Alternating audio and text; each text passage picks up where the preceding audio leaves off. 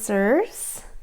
Welcome to your June 2021 Curiosity, Courage, and Contemplation reading. For anyone who is new to the channel, welcome, and anyone who has been here before, welcome back. This is I Am Illuminated Tarot and meaning-based spiritual coaching services. All of my readings are here to focus on the Triad of Engagement, which are three basic principles that are curiosity, courage, and contemplation that when applied together keep you fully engaged. And when I mean fully engaged, I mean taking your internal self and connecting that with your external environment so that you can stay and feel in flow with the unique energetic imprint of your life. Now, all of my readings, including content on my Patreon page and any personal readings and one-on-one coaching sessions, are here to help you answer your own personal I am question so that you can re-engage with life in a more authentic, meaningful, and emotionally fulfilling way.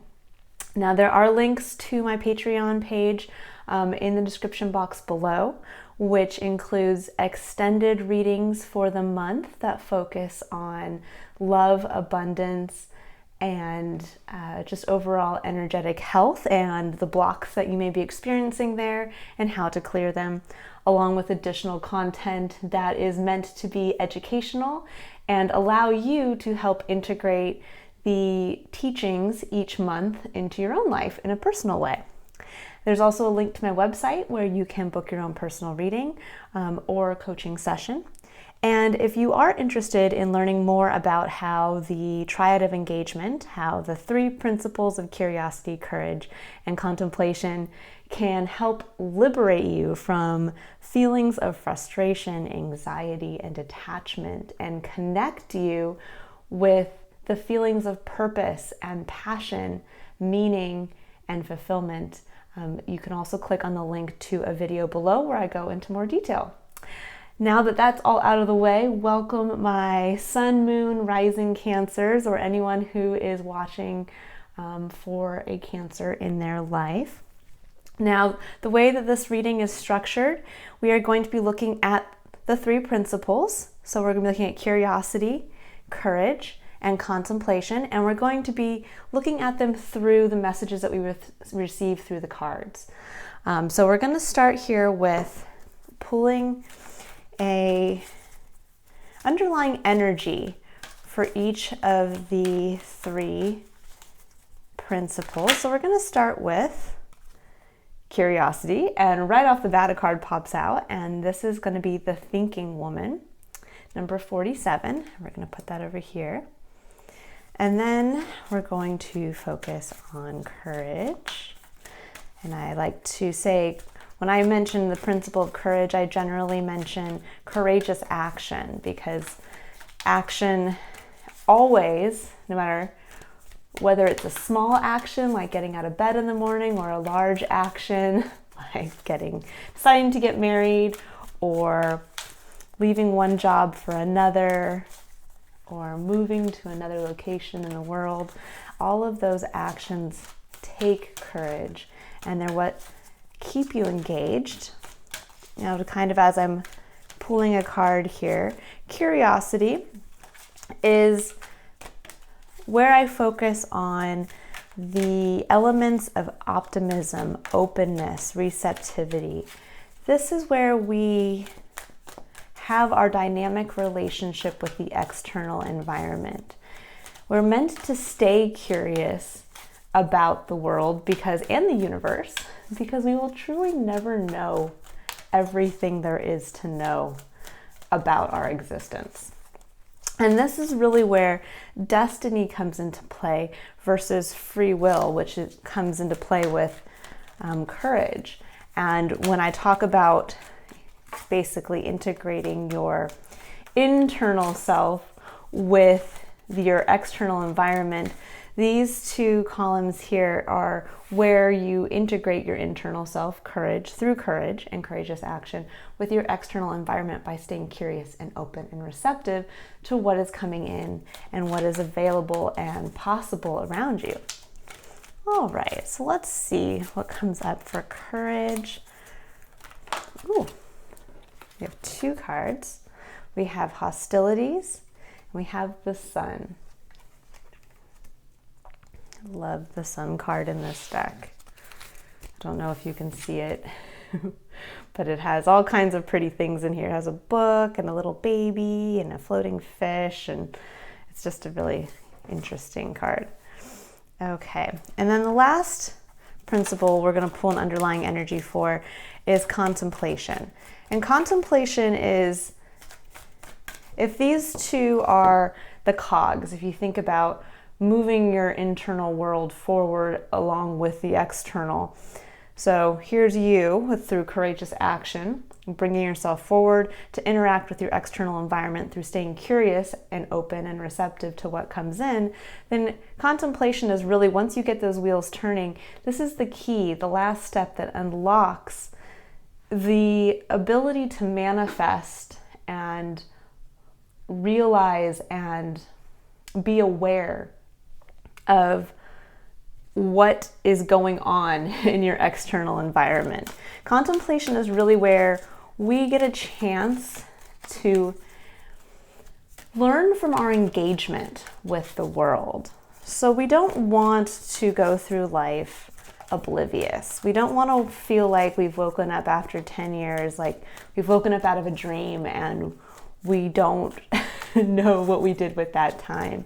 We want to stay present, and we want to stay in a place where we are, oops, we got a card out here. It's all tied up for contemplation. And I'm going to just show you the underlying energy here. We'll also talk about this, which is walking away. Put that over here. Now, contemplation really, as I was saying, this is really where we allow ourselves to not let time pass us by, and to also allow ourselves to integrate the lessons of when we interact with our external environment.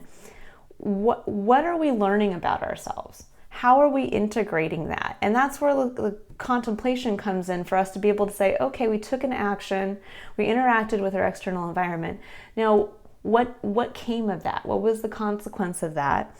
And what was my reaction to it?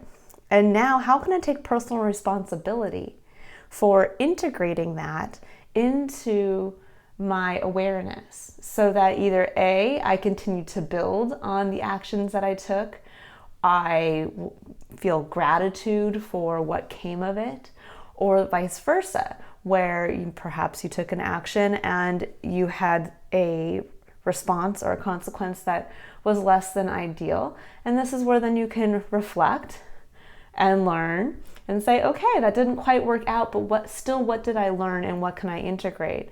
And it's also the point in every day where you should be looking back and really engaging with what happened. And this can be something as simple as you just remembering the events of the day, remembering picking up your child from school and then telling you an excited story about what they learned, remembering something nice that your coworker did for you at work, or on the flip side, remembering something like I, went out in my car and realized I had a flat tire, and how did in dealing with that circumstance or that situation, what did I, again, learn about myself? Perhaps I got angry and I swore, and when I called the tow company, I was really angry with the man, and then I felt guilty about that. And that's really where we self-adjust, where we realize, shoot, that brought up an element of myself that I don't want to put out there. It wasn't the poor tow truck driver's fault that I got a flat tire and this is what happened in my day. It's that next time I'm going to try to be nicer and, maybe remember that I have to, schedule more checkups for my car or whatever it is. But it's still being able to look back with an element of lightheartedness on your experience and realizing where you've gone wrong or where you'd like improvement. Because I don't like to use the words wrong and right, because when we talk about destiny versus free will, and I really do believe in destiny, that there is this element of divine design, but we have to interact with it to make it happen. And so at any given time, it's our actions and how we choose to work with our external environment. It's not wrong or it's not right.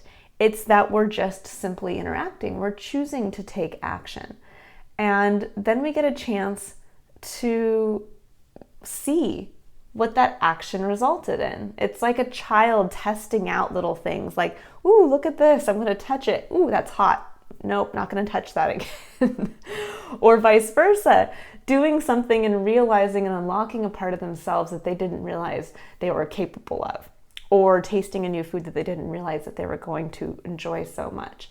And so this is really, again, how we stay engaged, and there really is no wrong and right. It's more about learning, and as we learn, our best efforts are to continue to better ourselves. Our efforts should be to unlock and manifest the best version of what we want and know we're capable of in our experience.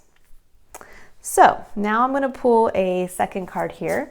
And the second card is a clarification card. It is a piece of advice from whatever you choose to call the unknown, whether you call it spirit, God, the universe, or just simply the unknown. And that's the beauty of curiosity. So to come back to curiosity is the point of the start of the Triad of Engagement. And again, we're really focusing on optimism and openness and receptivity. And when you think about these terms, really a excited child is what should come to mind. This is where we re-engage with the sense of awe and wonder. So curiosity really is awe, courage is faith, contemplation is connection. So this is really where we start. We go back every day, we reset, and we start with awe, wonder, excitement at what can be, at what is to come. Okay, and let's see, what is a message from Spirit or the unknown to clarify what you should be curious about? Oh gosh, we have 3. So we have strength, we have stand your ground, and we have a father's love. Okay, and then for courage. So courage is really, again, the seat of power for us as the individual. This is our free will, our choice, our ability to choose to take action and make decisions. It really harnesses the elements of action, initiation, expression, innovation, and faith.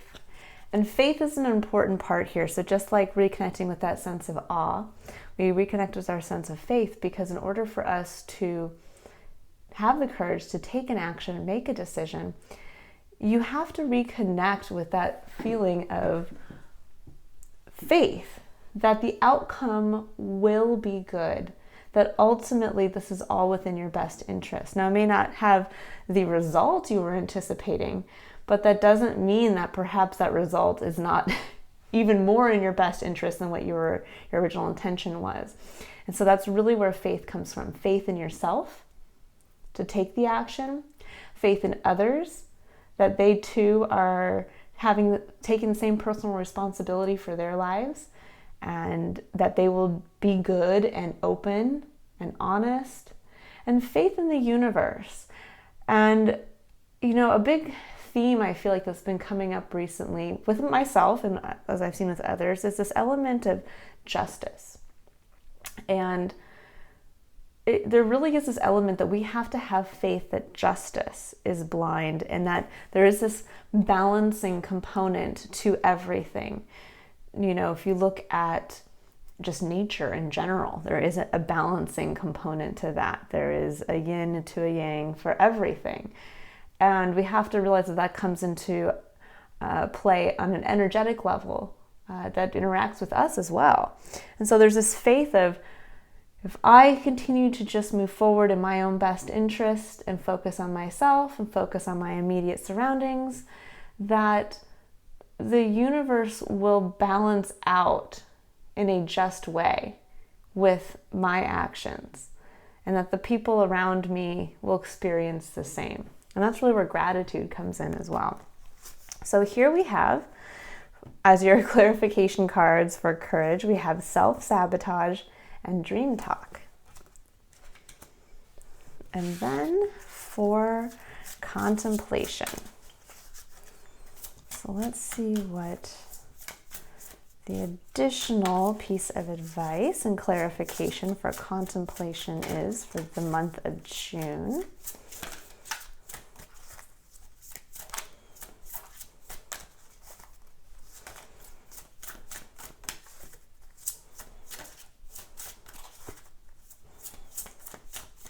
Now, again, contemplation is really the seat of connection. So just like curiosity is us learning to connect every day with that sense of awe and wonder, and courage is us connecting with that sense of faith.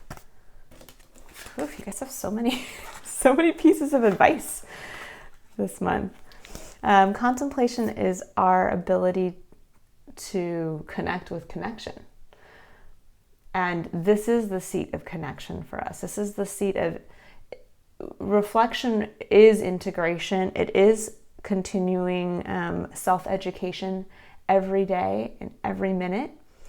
So if you think about it, I'm sure we have all been, and I know for myself, I've been very guilty of this, but a lot of people will have whole days just slip by, or a whole week where you look back and you say, I don't even know what happened.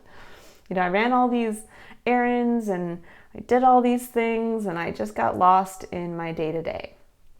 And you realize you have not connected, whether it's connecting with the people, the intimate people around you in your life, like your partner or your family or your coworkers or friends or neighbors or anybody, or whether it's connecting with the elements of gratitude and learning and reflection, and just every day thinking, okay, I'm going to do a little day recap, or in the moment, I'm going to connect with this moment.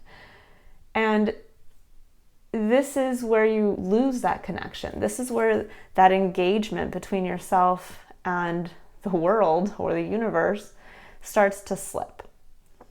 And when you're not reflecting and you're not learning and you're not reviewing the actions that you chose to take and the wonderful things that have come in for you, or some challenging things that have come in for you, but what you've learned in interacting with those and facing those challenges and how you can integrate those, when you're not doing that, you're not connecting. And I really feel personally, I do a lot of discussions, and I actually integrate a lot of the teachings of Viktor Frankl, who started a psychoanalysis. I don't know how you would say it, as I'm looking a little tongue-tied at the moment, it's weird, but almost like a psychoanalysis study called logotherapy. And he really focused on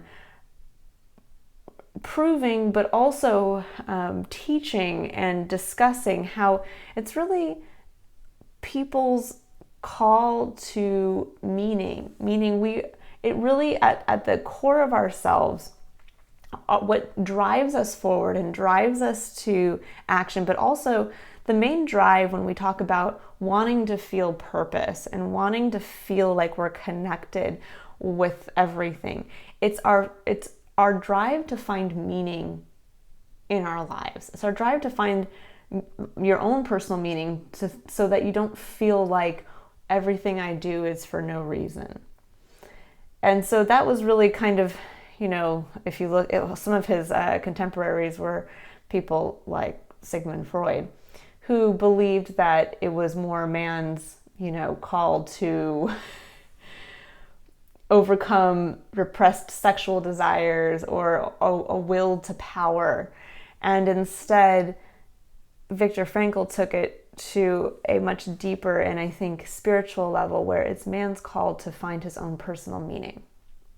And I take it one step further where I really do feel like it is integral to find meaning. But then it is in our finding our own personal meaning where we then connect that with others and their personal meaning. And we need that last step of that piece of the puzzle, that connection element. Because if we just sit in a vacuum or on a desert island and we have all the meaning and purpose and passion in the world, but we're not bringing that in and having others recognize that in us, having others interact with that, allowing us to share that and be able to have feedback or be able to also connect with other people's different passions and different purposes and different view of meaning in the world and perspective, that there really is nothing. Humans were not meant to be on an island or alone in a vacuum. We need that connection. And so that's really why contemplation is such an important piece of this triad, because this is where you connect. So your 3 cards for advice for all tied up is vulnerability, study, and find your center. And we'll go over all of these in just a moment. And then we have hope as another truly underlying energy there. Okay, and the last card I'm going to pull for each principle here is almost like what I call an encouragement card. So yes, it's another piece of advice or clarification from the universe or the unknown, but I look at these more as encouragement. So for curiosity, we have keepers of the earth. You are not alone. Ancient ancestors stand beside you. We'll put that down here. And for courage, let's see what comes up as a piece of encouragement for faith for the month of June.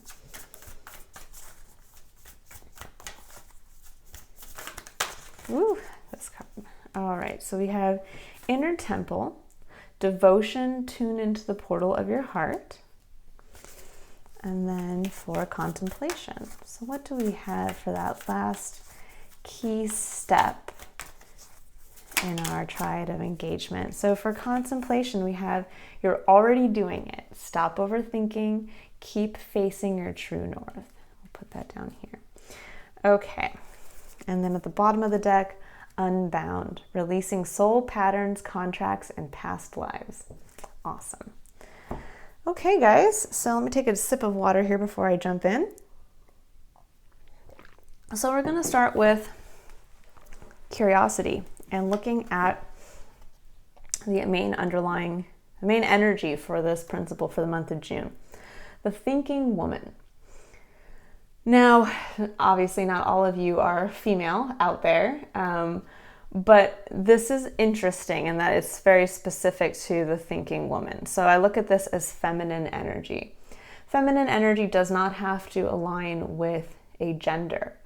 The feminine energy, so when I was talking earlier about justice and balance in nature, there is an element of, when we talk about feminine energy, is the energy of receptivity and the energy of creation. And the masculine energy is the balance to that, which is taking action. It's the forward impetus to move. So one is receptive and one is to move forward. So here I'm picking up on that energy of that, the feminine side to this, that this is receptive. So when we think about what I'm getting intuitively from here is that in your seat of curiosity, where we are engaging with optimism, openness, receptivity. We are re-engaging with this month how we are open to new information. Sometimes, and I know myself included, it's not that we can feel that we know everything, but it's that we can feel that we've been there, done that, and we get into this place where we disconnect with a sense of awe and wonder because we've just gone through it and we're tired and we don't care to be receptive to somebody else's opinion of something we feel we are already well acquainted with or well aware of. And I'm just connecting this, kind of jumping forward. You know, as I place the cards out here, I get messages intuitively. And really what I'm seeing here is there is this element that's jumping out, and I don't know why, but connecting the study with the thinking woman and the find your center, and that, and with the sun as well, and we'll get into this, that there's this element of now it's time to open yourself back up. This may mean that you actually do have to go back to, whether it's taking a course, going back to school, or just opening yourself up to learning more about something that perhaps you felt you're already well aware of. And this could be something like you are in charge of sales for a company and you've been doing this for a long time, but maybe it's time to take a refresher course in salesmanship, or take a refresher course in an area that perhaps can benefit sales, but you have never integrated that side to it. So it could be, instead of, just taking something directly on sales, it's taking a course in how to better connect one-on-one with people, as you're discussing something. Or it could be something even just as simple as going into work or going into whatever you do for a living. I mean, and this could be something as you don't go to work and maybe you are a stay-at-home parent.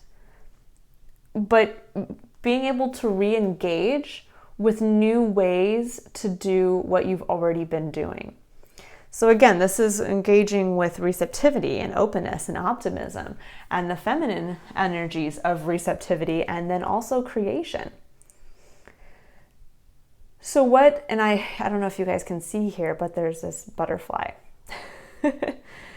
And so it's almost like you're taking knowledge, and she's holding a scroll here, taking knowledge, being open to what's coming in, and perhaps changing it, being able to kind of bring it together and have it come forward from a caterpillar to a butterfly. It's the same information. When you think about a caterpillar becoming a butterfly, it's the same organic material. It's just now been reformed. But it looks different. And it may affect you or others around you differently in this different form. And so this is really where this underlying element of being curious, but in a receptive way. This is actually tying in beautifully with this, element of curiosity, where it's just not about, when we talk about this, is almost like divine will, destiny, the unknown universe. We have to stay receptive to that. We can't put up a barrier between us and what comes in, because in reality, just like we will never know everything there is to know about our existence, there is also this element that there is only one constant in our lives and in our experience, and that is change. And change comes from the outside and it comes from the inside, but it starts first generally from the outside, because something will come in, an event, a person, whatever it is that comes in from the outside, that then we have to engage with, and then that starts to change us internally on the inside. So here, this is really about this month staying staying open and engaging with a sense of awe and wonder around being open to new information, being open to seeing how to do something differently, how you can find avenues of being able to add information to an area you are already well acquainted with, and how the universe is providing you with this information for you to reshape or reform something that you've already created, whether it's a family, whether it's a hobby or a job that you perform, and how you can basically take all those same pieces, but work with the external, work with what the universe is bringing in for the month of June to release it in a different form. For the messages from Spirit, so for the pieces of advice, we have strength. And so strength comes from many sources. Staying strong brings confidence, conviction, and a balanced body, mind, and soul. Spirit has its own unique and beautiful way of replenishing your soul with strength on a continual basis.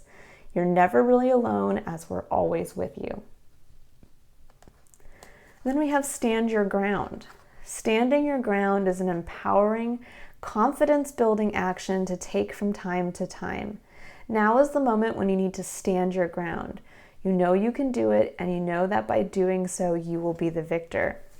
And I really do love these two cards together because it shows this element of, as we are staying open to new information and perhaps with fresh eyes looking at what we create and what we're open to and what is in our immediate surroundings with fresh eyes,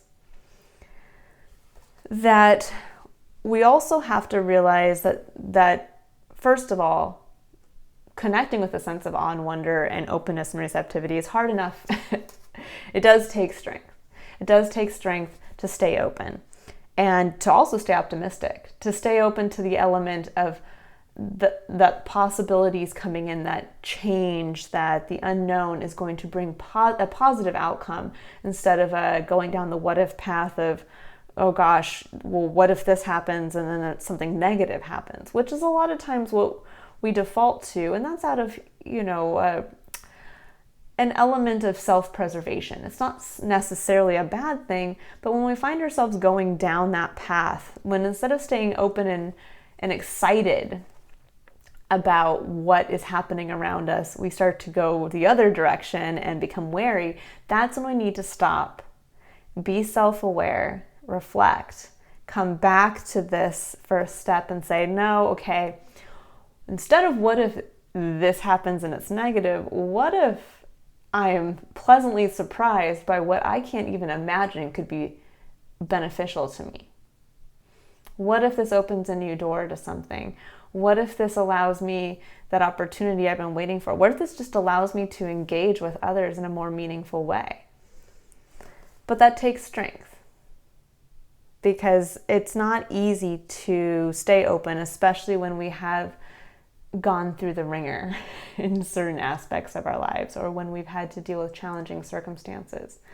But really what this is saying here is that staying strong brings confidence, conviction, and a balanced body, mind, and soul. And strength comes from many sources. So if you feel that you can't just draw on strength from yourself, strength can come from those around you. And strength can come from staying open to other sources of information. So if you've been kind of stuck in an area, or an area of your life has been getting stale, and I kind of do feel this way, that again, there's like this contemplation element for the principle of curiosity of, okay, I need to kind of shake off the dust a little bit in this area of my life, and I need to bring new energy. I need to be receptive to what's coming in this area that perhaps has been a little stale, a little stuck. so that I can help transform it into something new and fresh and vibrant. Because as we're moving then into stand your ground, what I love about this card is that it shows the little acorn here, and then it shows the full tree blossoming through this individual. And when you think about it, giant oak trees grow from one little acorn. And sometimes there is this element of when we plant that acorn, we are so focused on the tree that will take tens, sometimes even, some oak trees can be hundreds of years old, but that will take many years to grow into that beautiful oak tree that we're expecting. And we have to realize that we have to stay open to that process, that as the tree is growing, we may realize that this oak tree that we planted the acorn, and what was coming through now is maybe not quite what we had expected. But it doesn't mean that it's wrong.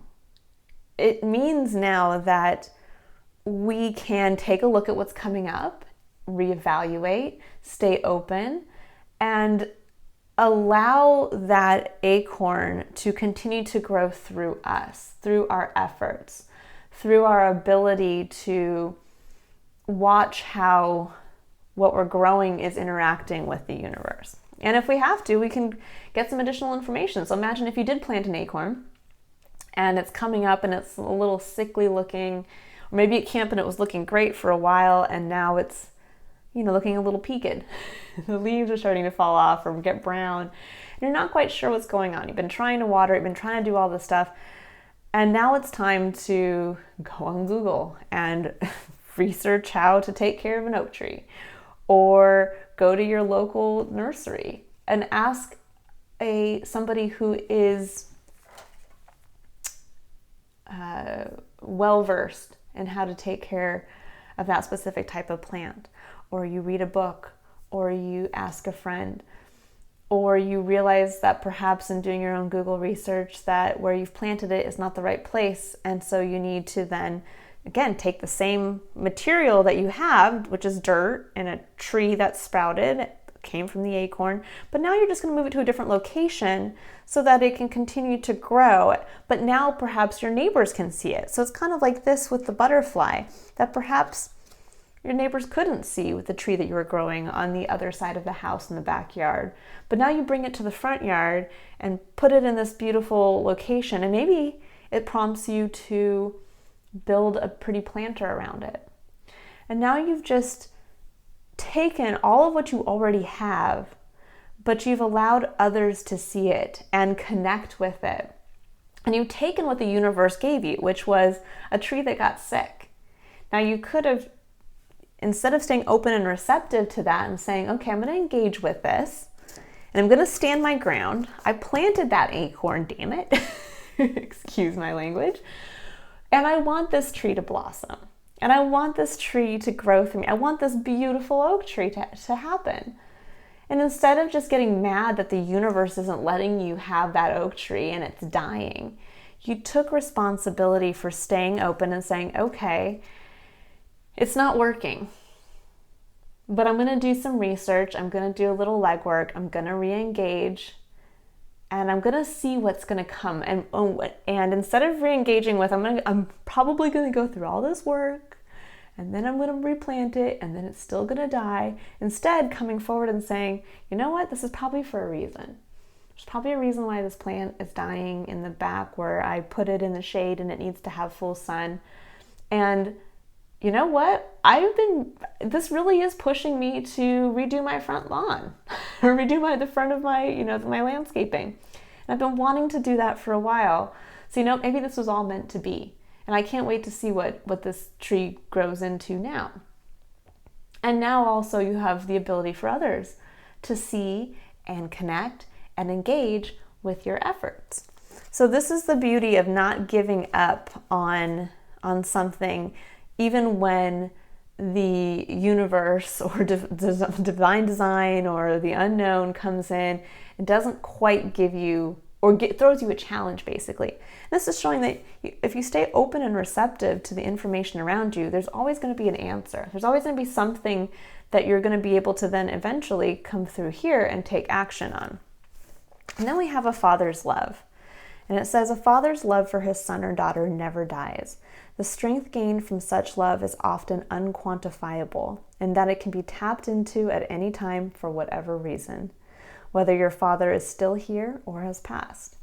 A father's love is one of the strongest bonds any of us will ever experience.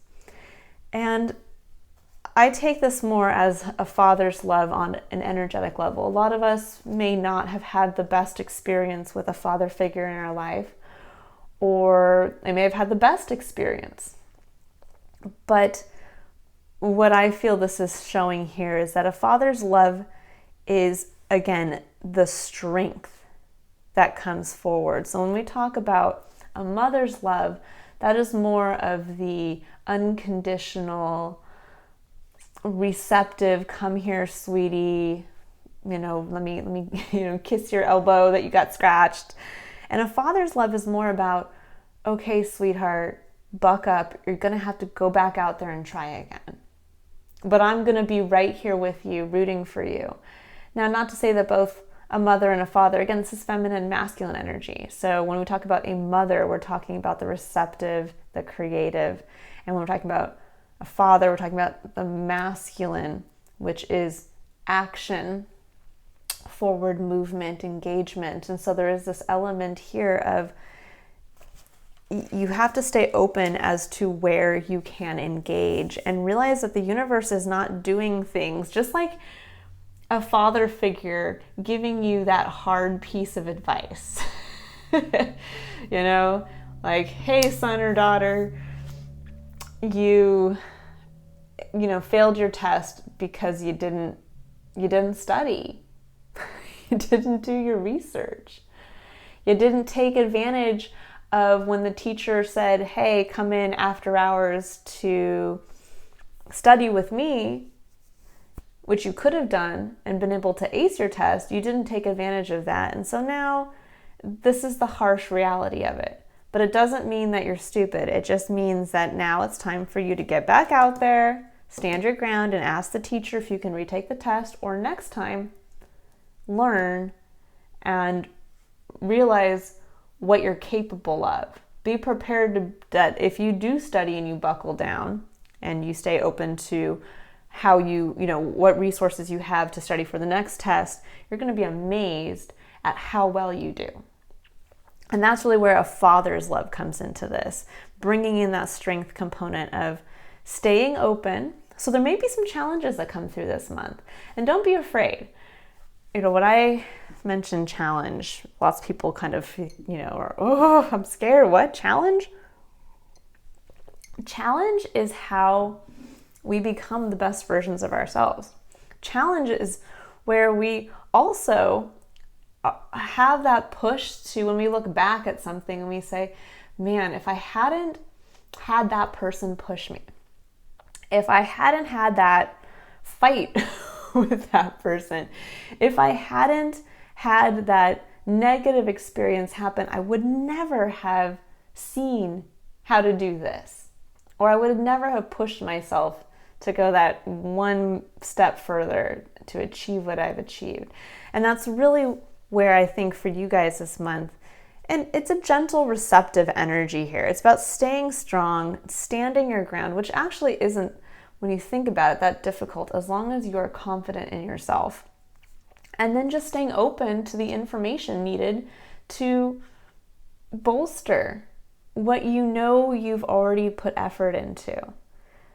And to be open to, oh my gosh, if I just stand my ground, realize what I have, and put a little extra effort into it, what is going to come from that? What amazing element is going to come from this that I am not already currently experiencing? And this additional piece of encouragement here, which is keepers of the earth. And it says, you are not alone. Ancient ancestors stand beside you. And I really like the message behind this card, in that sometimes we do feel we're alone. Sometimes we do feel like we've put all this effort in, or does anybody even know what I've been doing. I feel like all these changes are coming in and I feel alone. And what I'm seeing here in all these cards is that you're not alone. That strength comes in from, and it says right here, you're never really alone, as we are always with you. And whatever we is, whether you look at we as God and angels and the universe, spirits, or you look at we as the immediate people in your life, your family, your friends, your coworkers, all these people that can interact with you. There's always somebody there that can be of assistance, but this is also showing you that what you're going through is not unique to you. Now, we are all unique individuals in that we are all born with our own perspective, meaning we are all born to our unique circumstances in a unique time that will never happen again. So we are all a singularity on a certain level. But there is a communal aspect of shared experience, that the experiences that we're going through and the challenges that we're facing and the information at our disposal, a lot of times is what many, I would say millions, billions of people have experienced throughout time. And so it's really drawing on that wisdom and realizing that whatever you're going through or whatever you're trying to build or whatever you're trying to accomplish or interact with has not been done or has been done before. And you can draw on the knowledge and wisdom and experience of others. So if that means just tapping into perhaps your own lineage and seeing the lessons brought forward in starting with your parents and moving backwards, or realizing that you have to go on YouTube and watch a bunch of how-to videos from people who have gone through the same issue that you're going through now and getting information in that way, that you're not alone. And that's why it's important to stay optimistic, because all you need is that little piece of information to greet this challenge or area where you're stuck, to be able to get that acorn to sprout into a healthier tree, a better tree, one that is going to bring something a little bit more. So then we move into your seat of personal power, which is courage. And this is your free will with destiny. So these are the challenges coming in. And a challenge can simply just be you feeling stuck in an area. So this can be you going into a job that you've been doing for a long time and just feeling like, I'm over it. Or finding yourself challenged by it, realizing I just can't seem to break through these projects or these tasks, or I've been trying to get to this level in this profession and I just can't get there. The same can be on a family level.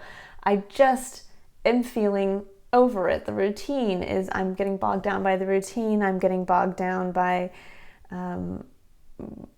just not feeling connected anymore with what I'm doing. And that can be the challenge in and of itself, where it's like, okay, well, I have to stay open then to finding new ways to learn about how to shake up this energy.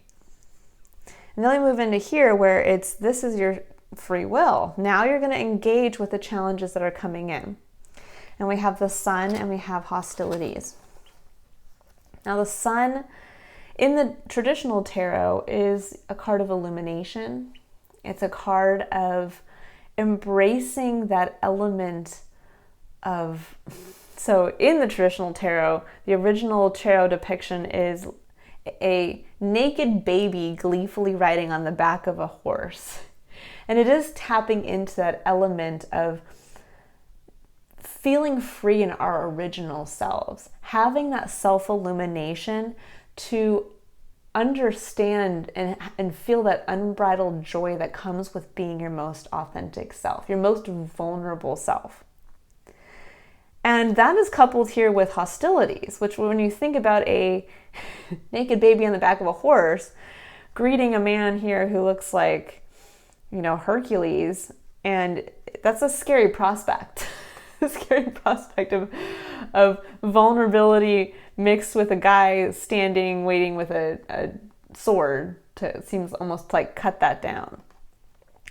Now, in this version of the Sun card, in this oracle deck, it shows all the beautiful things that are around and within you at any time. She's sitting in this beautiful, what looks like actually a chalice or a cup filled with water. And in the tarot, that would be almost like the Ace of Cups. And the Ace of Cups is about having, kind of bringing in that your cup overfloweth mentality of you have so much on an emotionally fulfilling level, it's just pouring out of you. And that's really what I'm getting here, is this seat of creation and emotional fulfillment, that there's all these things around her that she can tap into. I mean, there's a instrument down here. There's the book up here. So we have creativity, knowledge. We have the baby, which is, innocence, but also creativity in a different way. We have a flying fish, which is taking two things that are, it doesn't make any sense. It's the imagination. It's the what ifs, the possibilities. We have a bird cage down here. And this is all kind of, it's almost like you're going back to your core self and realizing, okay, and I think this is a beautiful point of action here to integrate with the thinking woman for your curiosity. So if you're staying open to how you can bring in additional information or research or ways to bolster kind of what you've already been working with, that the Sun is illuminating what you have at your disposal, what you have as your authentic self. So when we talk about courageous action and having faith, this is kind of about going back to that feeling of, I have everything I need. But in knowing that, what do I want? What do I want to create? What do I want to bring forward? What part of myself may be vulnerable in here that I can bring out and start to utilize additional information to start to show others, to bring to to be able to get that tree to blossom.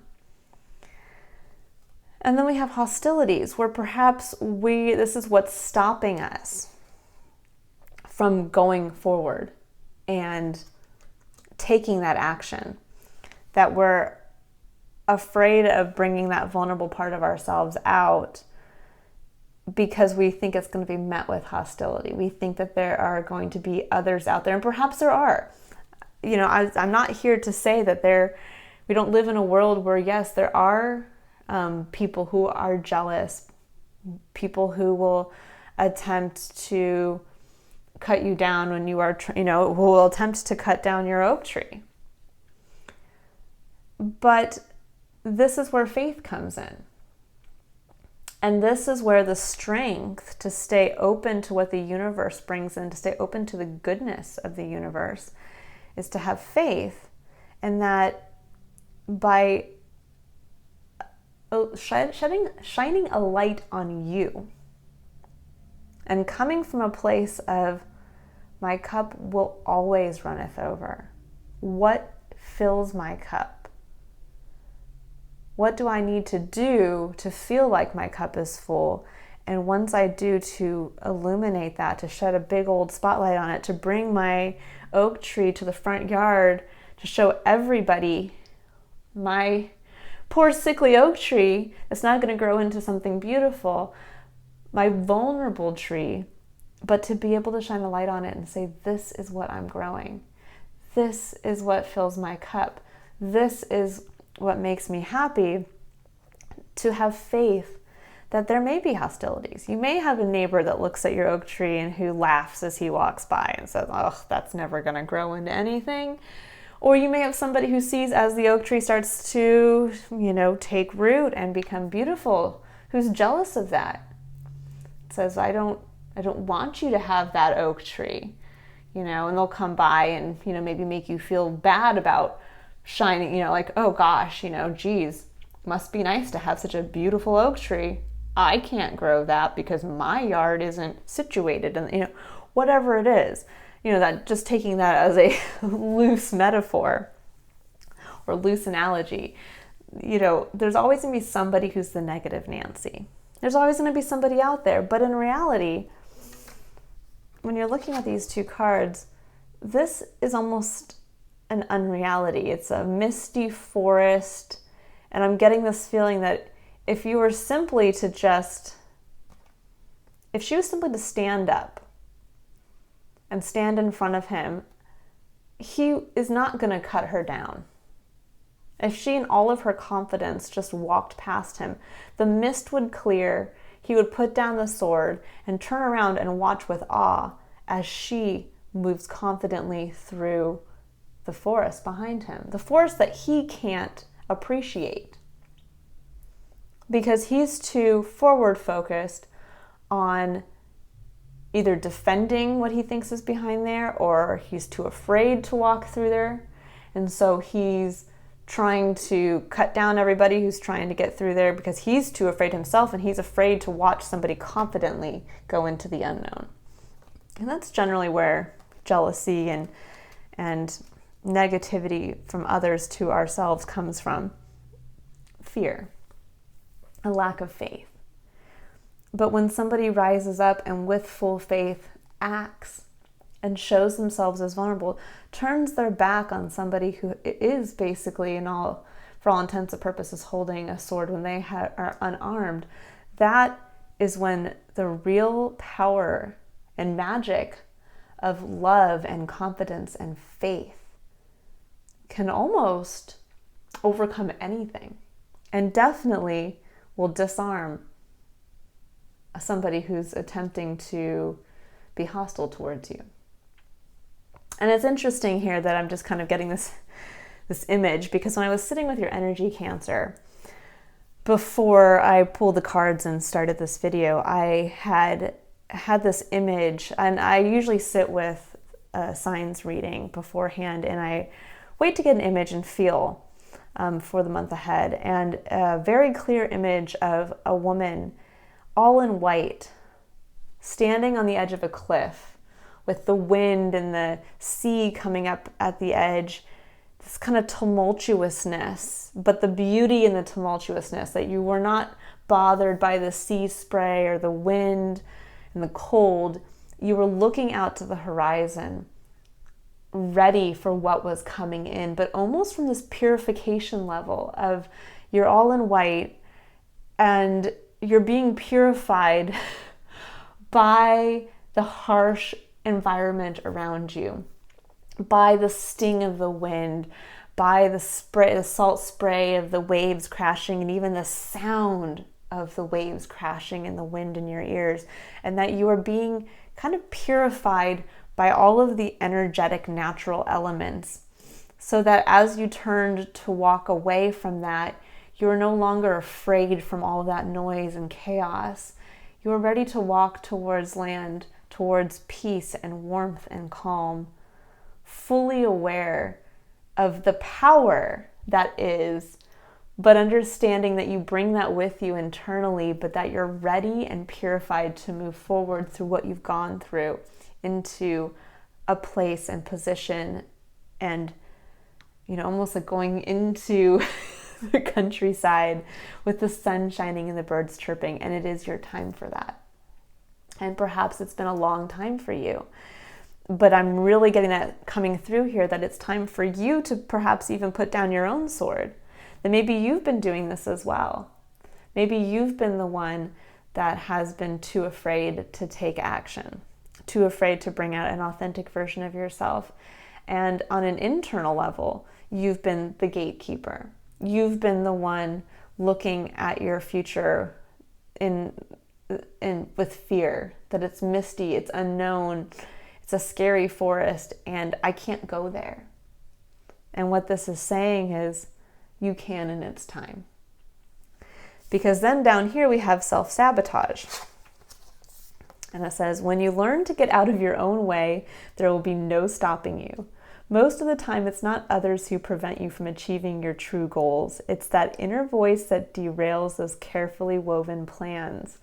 And I think that ties in beautifully with this, that a lot of times and sometimes we can even externalize our own internal self-sabotage. So we can think it's others. We can transfer our own internal hostility, our own internal Hercules at the gate, with putting that on somebody else. Oh, it's my parents who won't approve of me doing this. Oh, it's my partner who won't allow me to go back to school to study something that I, need to get an additional training on. Oh, it's my friend who's changed over the years, and she's the one who, if I post this on social media, is going to put forth a negative comment. And in reality, that's inferring a lot on what others will do. That's making assumptions of another's actions, when in reality, that's all coming from your own internal talk. Instead, you could come from a place of strength, standing your ground, and being willing to show your vulnerability and full faith that others will take it or leave it, but it doesn't matter, that you have faith in the universe that this is what you're meant to share, meant to be, meant to express. We're all meant to express ourselves authentically. And it's us that are creating these excuses. And instead, we need to turn that around and say, no, wherever I'm feeling this element that something, whether it's myself or somebody, might be standing in my way, or when I start to feel that fear of, I don't know what this person's going to think if I do this. I don't know what my neighbors are going to say if I put my oak tree in the front yard. What if I plant flowers around it and they don't like the colors? What if I, whatever it is, what if I plant my tree in the front yard and I realize that my HOA doesn't allow me to plant oak trees? That's where research comes in. That's where a little bit of that research comes in to say, okay, I want to plant it in the front yard. I'm not focused on what my neighbors are going to think. I'm not focused on what anybody else is going to think. I'm just focused on getting my oak tree to the best place possible, and I think it's my front yard. So what do I need to do to make sure that once I get it there, it can stay? So I talk to maybe a nursery specialist to ensure that that's the right location. And then I go to my HOA board and I say, is it okay if I plant this tree here? And they may say, yes, but it just needs to be a little to the left. Okay, great. And that's really where it comes down, that it's making these little decisions, taking these little steps of courageous action. It doesn't have to be this giant, grand, overhaul of your life or giant battle with Hercules at the gate. It's simply just walking past Hercules and putting your hand on his shoulder as you walk by and saying, it's okay. Don't worry. I've done my research. It's okay. I have faith that this is what I need to do. And that's enough. And then we have dream talk, and it says your subconscious constantly and subtly speaks through your dreams. It's just one of the many ways in which your soul and those here in the spirit world can reach out and communicate with you through signs, symbols, messages, and more. And I think this is kind of beautiful in your seat of basically your seat of power here, call to action, your free will. In that Cancer as a sign, you are one of the most intuitive signs. You are really able to connect not only with your own intuition, but with, on an energetic level, the emotionally turbulent and supportive energy that kind of runs under everything. And this is showing me here as a piece of advice that whether you are conscious of what you're dreaming about at night, or whether it's just simply staying aware to the messages that kind of come through when you're just daydreaming or letting your mind wander, that there are going to be messages that come through, and to kind of reawaken that intuitive core of yourself. Now, you could be experiencing dreams. You could be, in your dreams, maybe working through things with people that you've felt were holding you back. Maybe you're having dreams about friends from the past, or interactions with parental figures, or even dreams where you're in environments where you're working through something. And that's important. That's our brain releasing and almost having like a testing ground for making decisions. And it is important to get a good night's rest. I think that's what allows us to make clear, informed decisions. So I'm also getting that just kind of coming through at this moment, that this really is a month for you to rest. Don't skip on sleep, because this can be the place where you are going to be able to work through some energetic, emotional, perhaps blocks, and be able to do it on an energetic level instead of having to do it on a physical level. And to start to really get engaged with how spirit or how your subconscious is purging to allow you to walk forward as that cleansed, beautiful, confident, authentic version of yourself. Because then down here, as your kind of again, what I call it, encouragement card, we have inner temple, and it says devotion. Tune into the portal of your heart. And I really do feel like there is this heart-centered element of this, that it's devotion to self.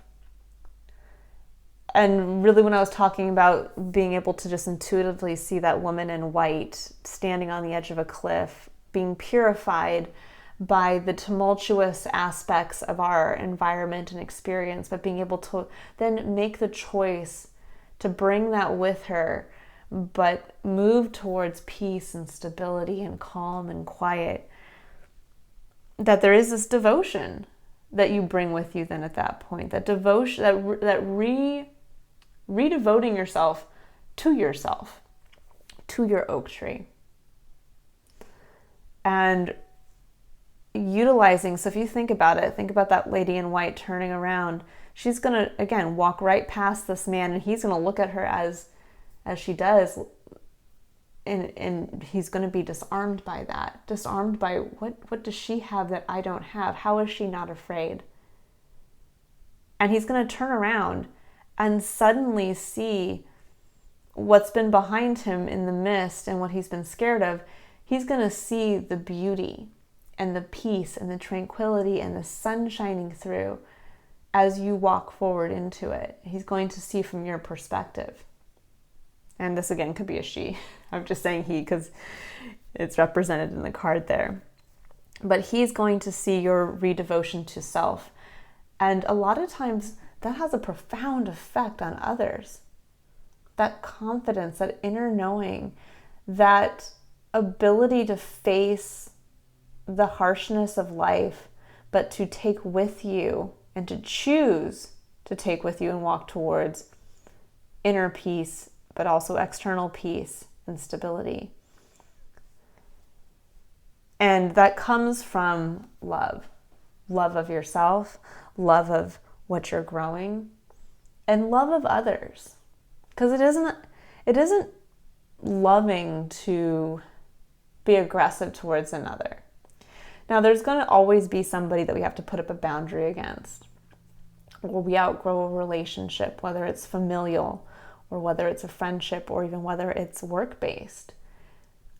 But we can leave from a place of authenticity. You can leave a workplace saying, this just wasn't right for me. When I went back and I did some research, I realized I can transfer to another division within the company, or I can take my same skill set and move to another company.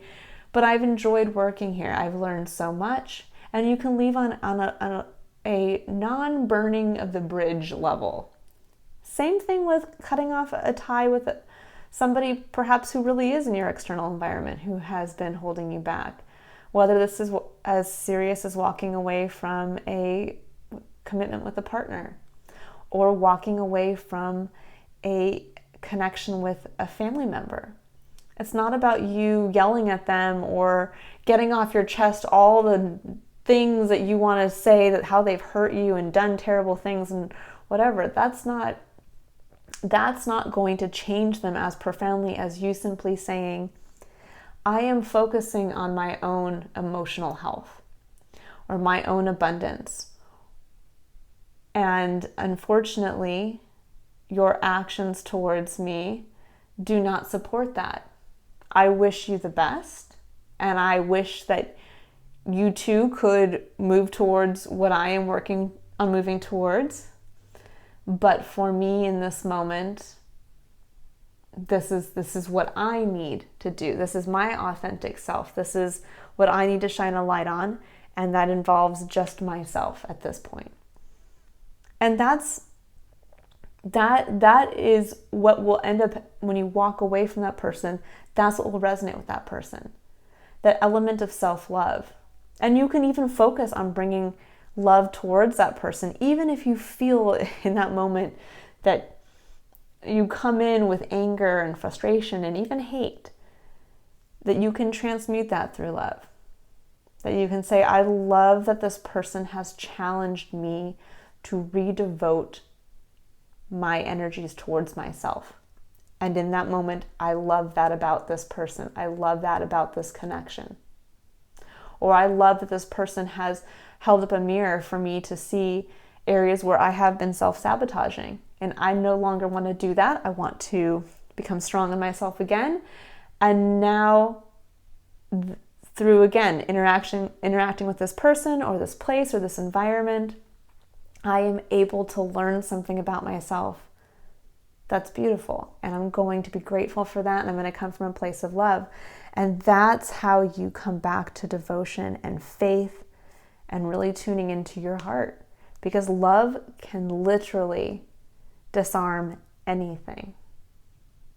And love is what lasts. Love is what remains in the memories of people far longer than fear and hostility and anger.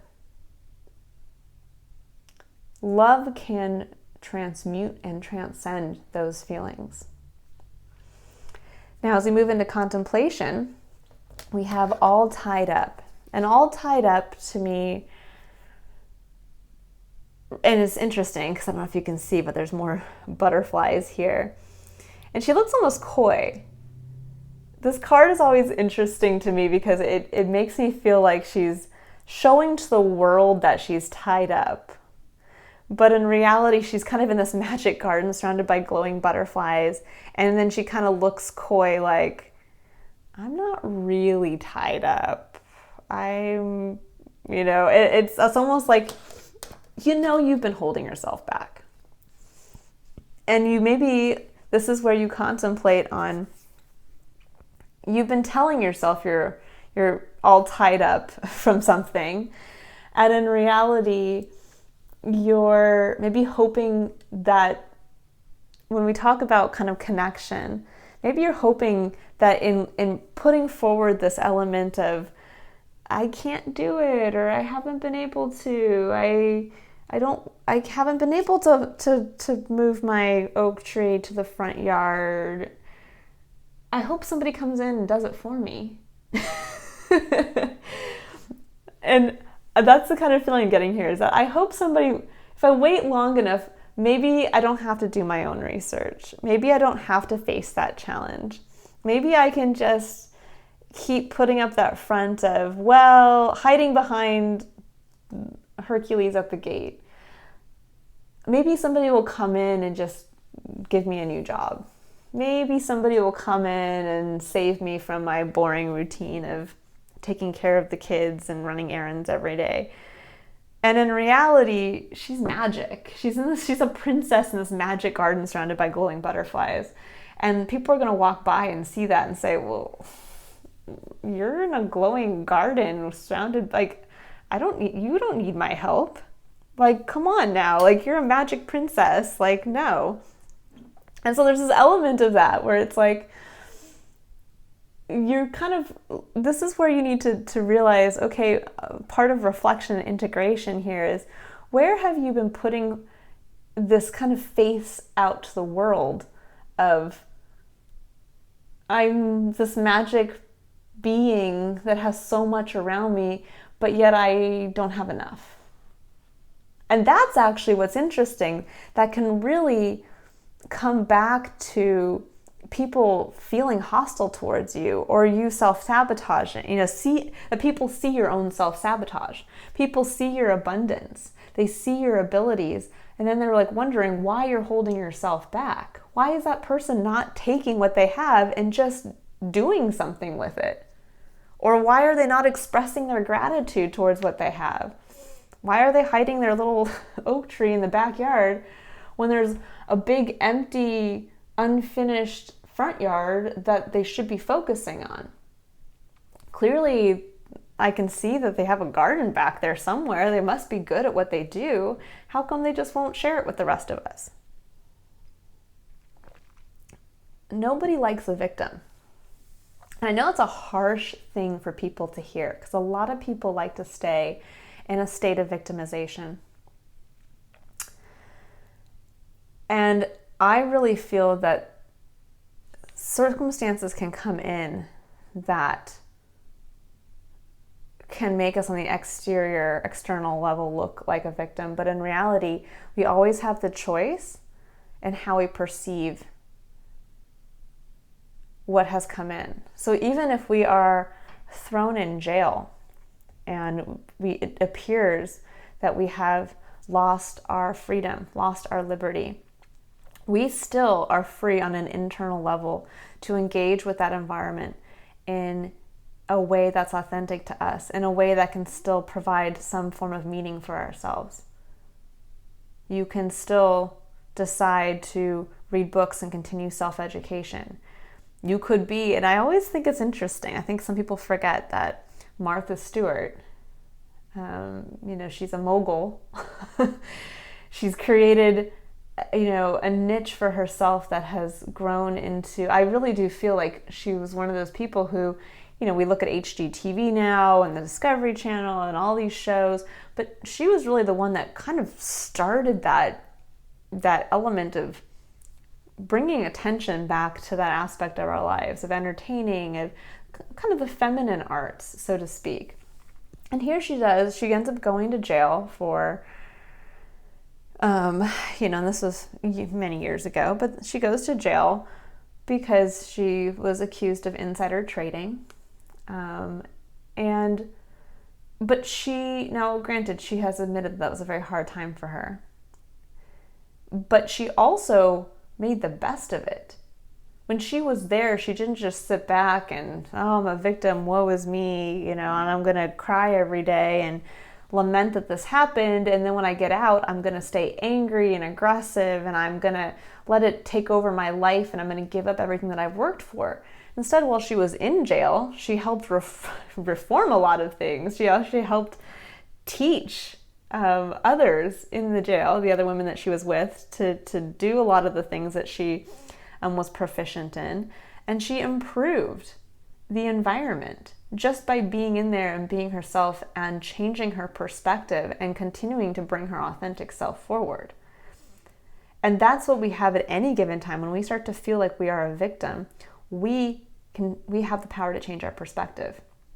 We have the power to look out of that jail window and observe a beautiful sunset and still take in the beauty and have a spiritual moment. That is our choice, and no one can take that away from us. And that's what prevents us from being a victim, even in a situation that from an external point of view looks like we are a victim. And so this is really where I would say, this is where contemplation really comes in strong here for you guys, is to really reflect on perhaps where you've tied yourself up, not where somebody else has tied yourself up, and where you're presenting yourself as a victim to others, and perhaps you are not, or are no longer, because of how much you've grown, because of how much you've experienced. And now it's time to say, okay, I am that magic being, and you're right, I'm not really tied by any of these things. And now I'm not only going to release myself and break free from these little vines, but I'm going to invite people in. I'm going to connect my magic garden, my magical self with others. Because then down here for our advice from Spirit, we have vulnerability.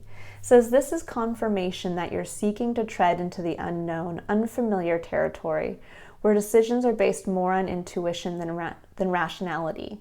Don't let fear hold you back or allow a misguided sense that feeling vulnerable is somehow a negative condition.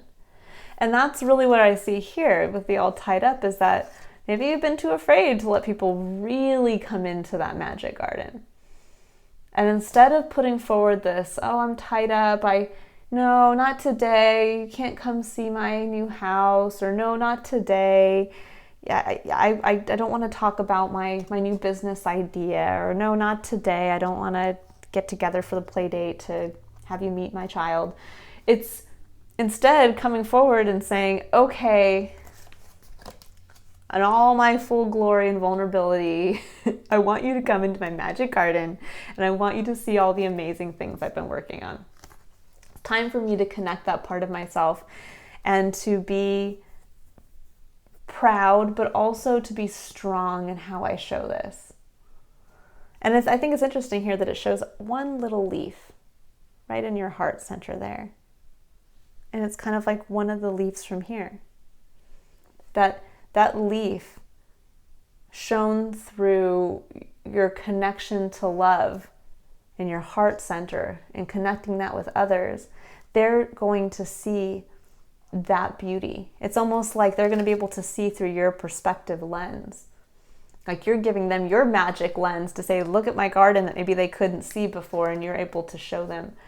And that's very strong to be able to do that. And then we have in the middle was study. It says Spirit has its own special way of letting you know that it's time to study again. From time to time, it's important to go back and learn, whether that's learning old things in a new way or learning something totally new.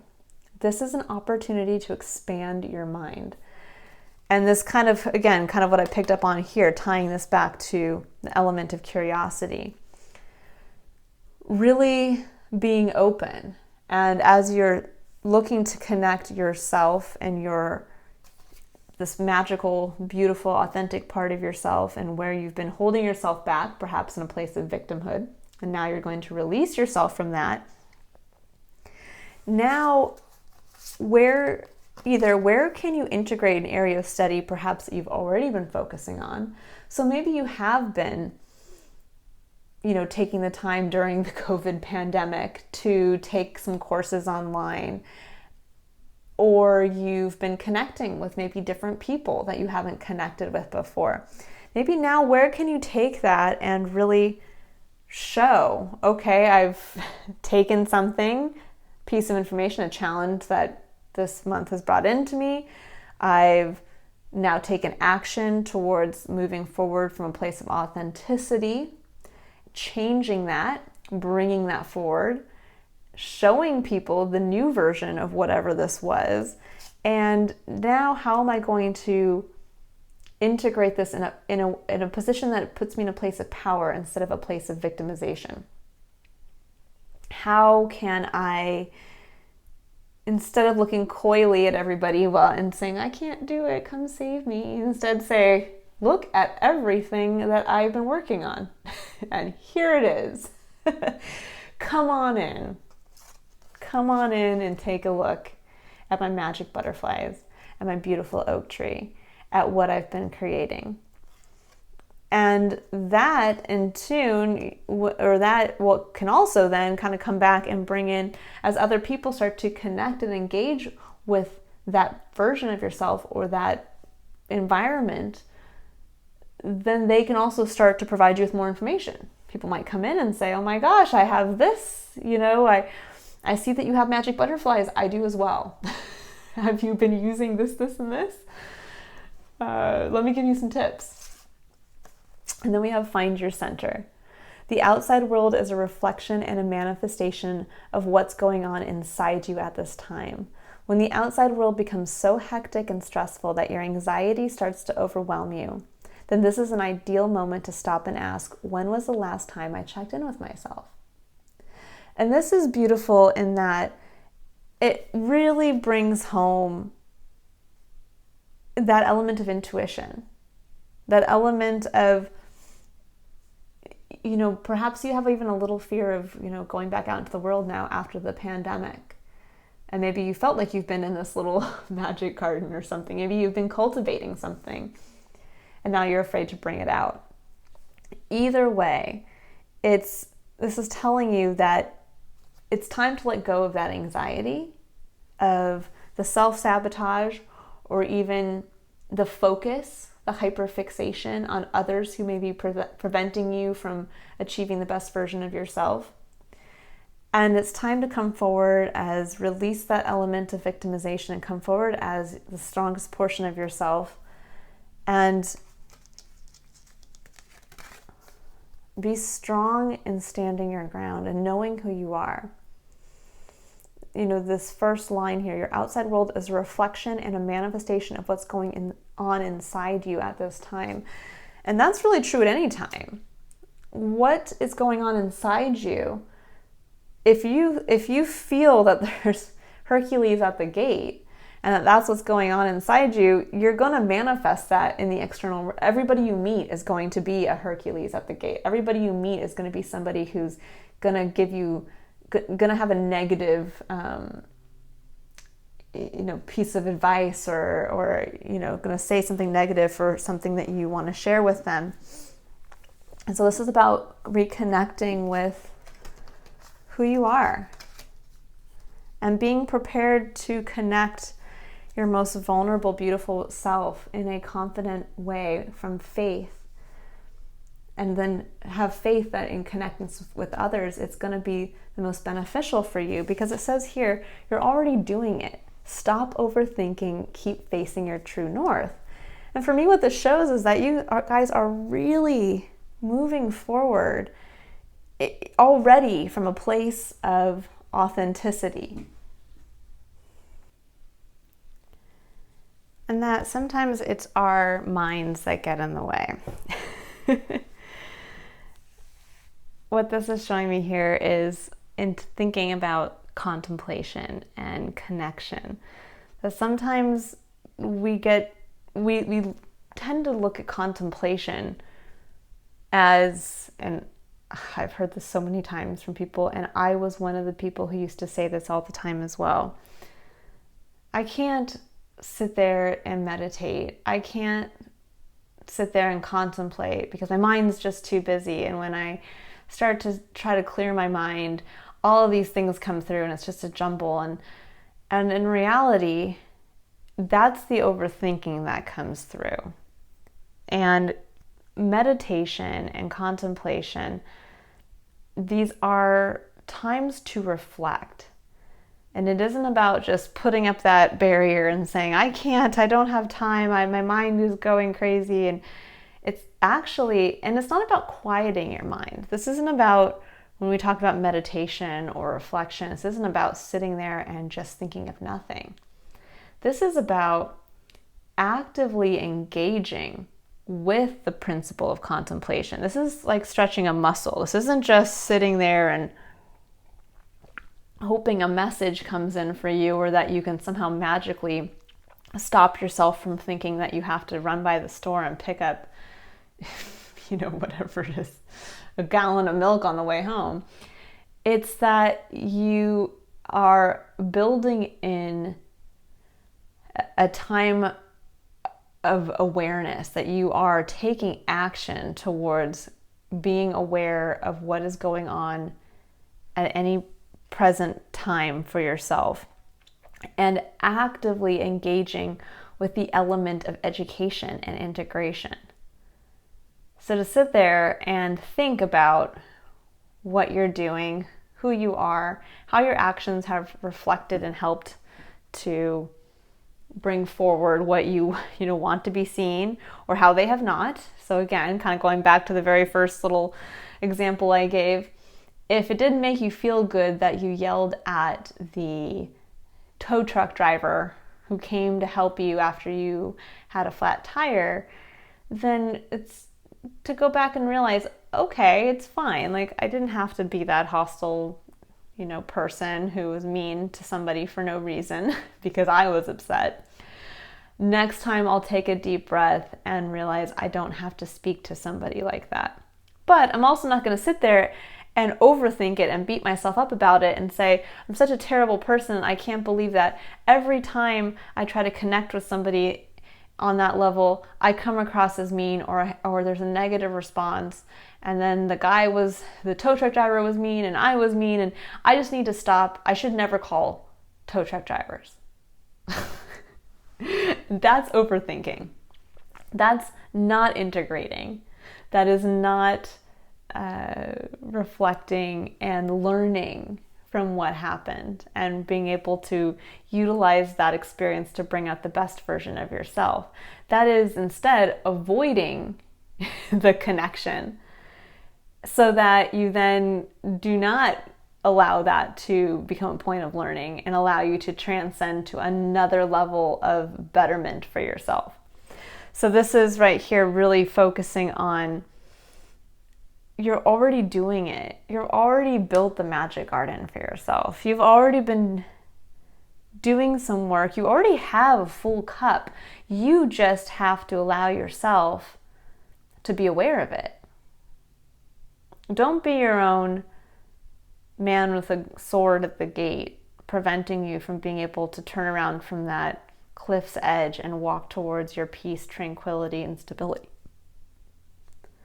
And don't be afraid of what others are going to view from you, because if you move forward with love of self, love of your abilities, and full faith in others that they will reflect the same, that the outside world is a reflection of your inside world. So if you walk forward with faith, it will be returned to you.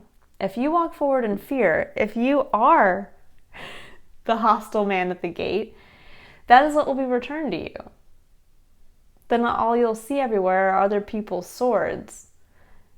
Instead of, if you're the person coming with love, what you'll see is you'll actually not see the sword. You'll see the love that can come from somebody instead.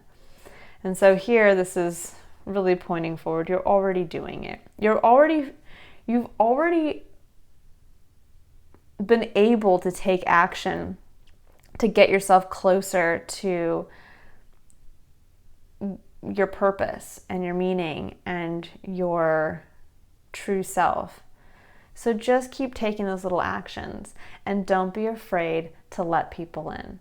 Contemplate on where you are exhibiting a victim's mentality or actually putting out into the world that you are a victim or do not. And this could be something as you're not out there posting on social media, oh, woe is me, I don't have everything, I don't, when in reality, maybe you have a great job and a wonderful house and what appears to be a loving family, but yet you're constantly posting these negative things. It doesn't have to be something that's as overt as that. It could be something as simple as you just not sharing a part of yourself that people know is there. People who are closest to you know that you have this ability and you just never bring it out. And you never show it. And then you complain about your 9-to-5 job and how annoyed you are with it, and you just focus on that, and everybody in their mind is thinking, why don't you just start that business that we know you've already been doing on the side, or why don't you just talk to us about that passion project on your house, that new addition you've been building, because that's really where when we talk to you, get excited about it. How come every time I talk to you, you're talking about how you're so upset with your partner for, whatever it is, he's not doing or she's not doing X, Y, and Z. And instead, that people just want to hear about the positive things you've been working on. And that's where sometimes we can come across as victims and not even realize it, because all we do is complain about something that others are like, why are you complaining about this when you have so much else going on over here? So, in looking at then the underlying energies here, we have the final messages for each row. We have walking away. And walking away for me in this deck is walking away, not in a negative way, like she's being booted out of a beautiful garden. She has to go out into the harsh world. It's the opposite is what I was saying. She's walking away from what has been into what appears to be this beauty, this radiance, again, another glowing butterfly, that she's finally able to leave a self-imposed prison.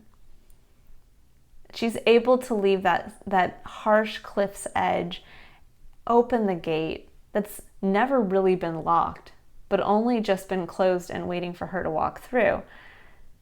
And that's really what I'm seeing here. There's been information that's come in and you've been thinking about it and ruminating on it. Now it's time to take action in the month of June, and it's time to move into your garden and to open it up as well. See, she's looking back. She doesn't have her back turned on us, and she's not just like, peace out guys, go into my magic garden. She's beckoning for us to follow her. She's willing to keep the gate open to say, come and see what I've done.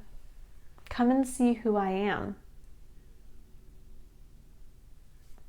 And we come down here, and this is your advice from Spirit, from the universe, from whatever you call it, and it's hope. And hope is such a beautiful principle. You know, hope and faith, I think, are very integrally tied together. But there is this component where I do feel that faith is kind of the active side to hope, that you can practice faith. You can have faith. And hope, and same with hope, but you can have hope. You don't really practice hope, but you can practice faith. And in practicing faith, you create hope. You generate hope, and then you can have hope. But hope is that eternal flame, and I love this depiction of that. It's this element that there's always something within us that is unique to us, our own passionate, whether you call it, the divine touch or whatever you term it, there is something within us that is unique to us.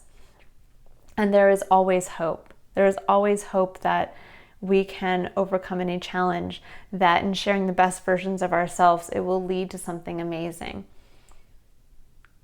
And that will also, the hope that we will be able to have the opportunities to express the best versions of ourselves, and that in lighting our own flame and taking responsibility for putting that out into the world and connecting with others, that our flame lights another's flame. And that's where the true connective component comes from, bringing yourself forward and allowing others to interact with that best version of yourself. If we hide ourselves away and we don't bring forward our flame, it's very hard for another to light their own flame. And life becomes very hard.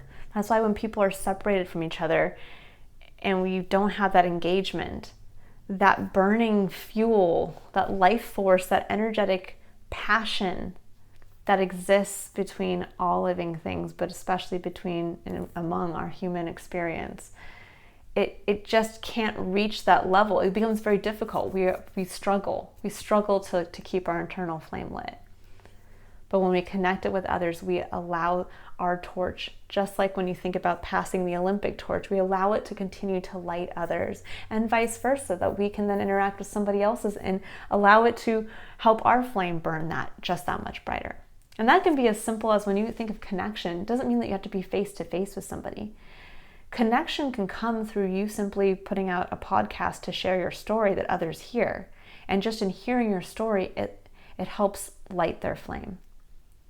Or that can be you painting a picture that somebody else sees. And you may not even be there to be able to explain your reasoning behind painting that picture or putting that work out there. And again, for a lot of artists, sometimes their works are read or seen or viewed years after they're passed away. So the artist can't even feel the benefit of another person being touched by their flame. but that is the eternal quality of our flames, that they are never extinguished. There's always going to be somebody who remembers something, that a piece of advice we've said, or if we are artists, somebody who will view our work after we are gone and still be touched by our eternal flame. And so that is really where faith, that pulling forward hope and having that be the driving point of you actively practicing faith. And then we have unbound, releasing soul patterns, contracts, and past lives. And this is really showing here that you're not alone. All you have to do is redevote yourself to yourself and tune into the portal of your heart, love. And you're already doing it. You're already being the best version of yourself, doing what you were meant to do, doing what your eternal flame is there to ignite. But perhaps you've been holding yourself back. Perhaps when we talk about contracts, past lives, soul patterns, it could just be emotional patterns, or contracts where we've made contracts with a job or contracts with a partner. Something along those lines where now it's time to just let those go. If something doesn't feel authentic, or something doesn't support you, or somebody doesn't support you, it's okay to release those. It's okay to cut those things that are holding you back, that make you feel like you're a victim. Because you're being supported. And it's time for you to stand your ground, find your center, and have faith that in showing your vulnerability, in highlighting the best version of yourself, and highlighting your own secret magical garden, that others will come to see it. And that in doing so, you will help light their own eternal flame, along with the magic that comes from us connecting our best versions of ourselves with others, with the external world. This has been a beautiful reading. I'm almost at the point of tears, Cancer. I love this reading for you guys for the month of June. I really hope that it is a beautiful month for you, and that you really unlock something amazing, that you unlock those feelings of peace and beauty and love, harmony, stability for yourself as you move into July. Again, if you are interested in booking a personal reading or a one-on-one coaching session, the link to my website is in the description box below. I look forward to seeing you all in July, and feel free to leave comments below as you move through the month as to what vulnerability and fear are you facing in releasing a part of yourself to the world? And what is the reaction that comes from that for you? All right, Cancers, until next time, I will see you all in July. Bye.